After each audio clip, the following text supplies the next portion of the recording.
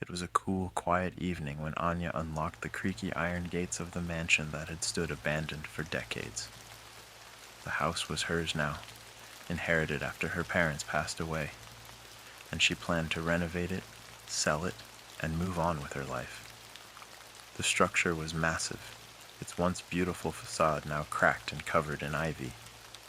As she stepped inside, the air felt heavy, almost oppressive, as if the house was holding its breath. "This is home now," she whispered to herself, clutching the heavy brass key that had come in a dusty envelope weeks ago. It was her inheritance, a legacy she neither wanted nor could refuse.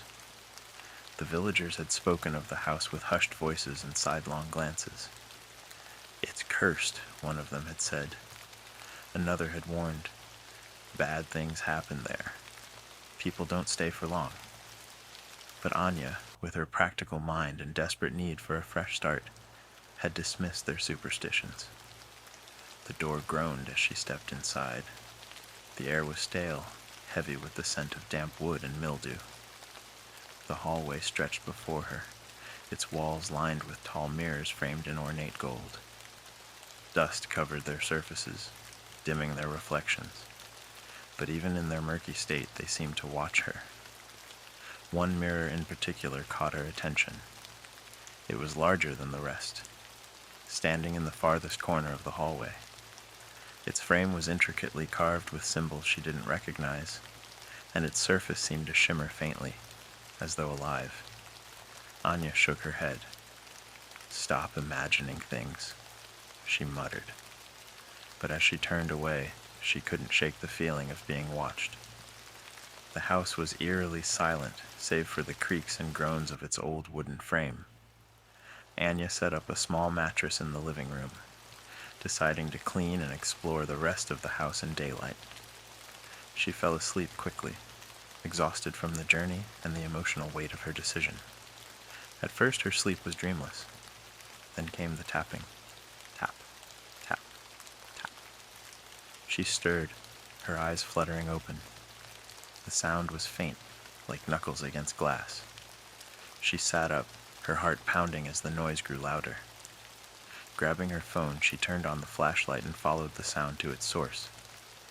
The large mirror in the hallway loomed before her, its surface shimmering faintly in the dim light. The tapping stopped as soon as she stood in front of it. Anya's reflection stared back at her, but something was wrong. Her reflection wasn't normal.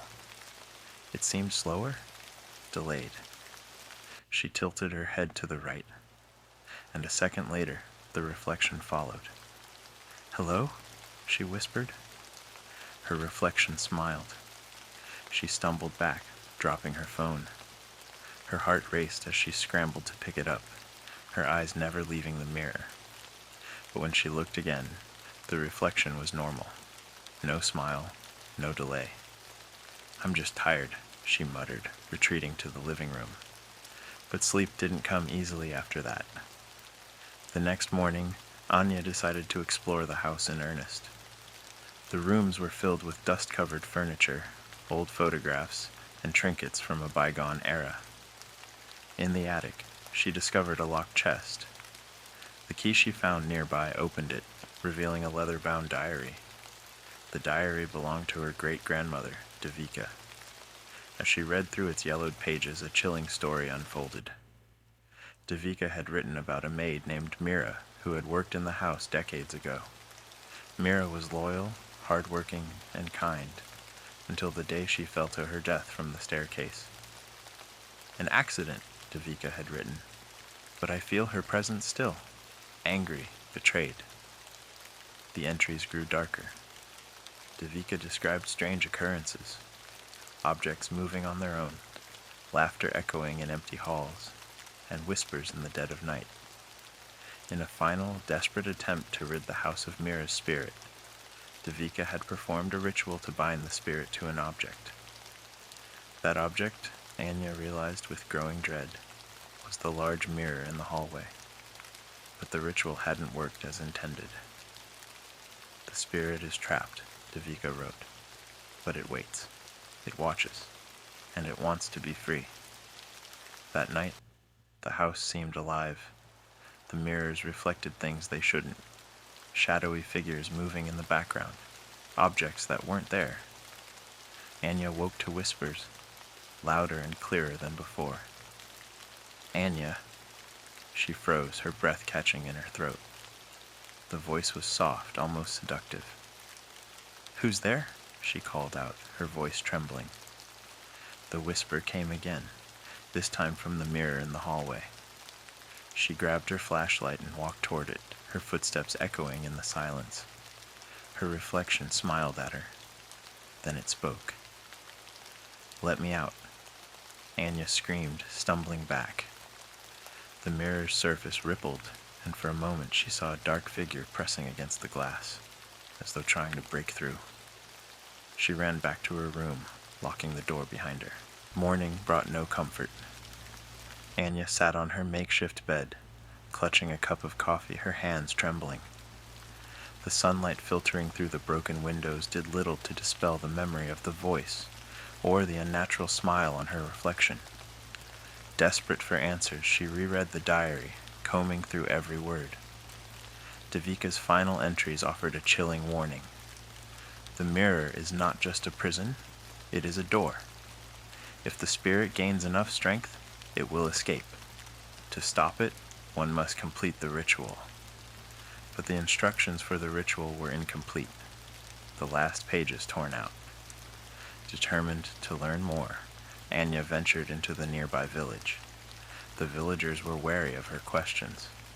Many avoided her altogether, muttering prayers under their breath when she passed. Finally, an elderly shopkeeper relented. "The mansion has always been cursed," he said, his voice low. "Your great-grandmother wasn't the first to try and trap that thing. The mirror holds it for now, but it's getting stronger. You need to leave before it's too late." "I can't leave," Anya replied, her voice trembling. "It won't let me." The old man paled. "Then you must finish what Devika started. There's an old temple in the forest near the mansion. The priest there might know how to help." Returning to the mansion, Anya felt the atmosphere grow heavier. The mirror's presence was oppressive now, as though it was watching her every move. That night, she locked herself in her room, hoping to keep the entity at bay, but sleep eluded her. Around midnight, the lights began to flicker. The air grew cold, and the whisper started again. "Anya." She covered her ears, trying to block out the sound, but it grew louder, more insistent. Suddenly, her phone buzzed. The screen lit up with a notification. Unknown caller. Her heart raced as she hesitated, then answered. "I'm waiting," the voice on the other end hissed. The phone slipped from her hand, clattering to the floor. The next day, Anya ventured into the forest, following the old shopkeeper's directions. The temple was ancient, its stone walls covered in moss. Inside, a stooped priest greeted her with a knowing look. "You are from the mansion," he said. It wasn't a question. Anya nodded, her voice shaky as she recounted the events of the past few nights. The priest listened silently before speaking. "The spirit trapped in that mirror is not ordinary," he explained. "It feeds on fear, grows stronger with every moment of hesitation. To banish it, you must perform the ritual completely, but it will not be easy. It will fight back." He handed her a pouch of salt, a bundle of candles, and a wooden carving etched with intricate symbols. "Create a circle of protection with the salt," he instructed. "Light the candles and place this carving at the center. Speak the incantation, and offer something precious to you. Only then will the spirit be forced to leave." "What kind of offering?" Anya asked.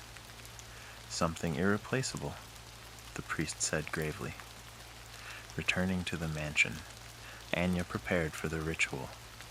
She spread the salt in a wide circle in the living room, placed the candles at its edges, and set the carving in the center. As she lit the candles, the house seemed to react. The mirrors on the walls vibrated violently, their surfaces rippling like water. Shadows darted across the room, and the temperature plummeted. From the hallway, the voice came again. "You think you can stop me?" it hissed. The large mirror began to glow, its surface warping. Anya stood her ground, clutching the diary and the carving. "You don't belong here," she said, her voice steady despite her fear. "It's time for you to go." The ritual began. She chanted the incantation, her voice growing louder with each word. The shadow screamed in rage, its form emerging from the mirror, a swirling mass of darkness with glowing red eyes. It lunged at her, but the salt circle held it back. As the ritual neared its climax, the shadow's attacks grew more violent. It shattered nearby mirrors, threw furniture across the room, and whispered cruel taunts.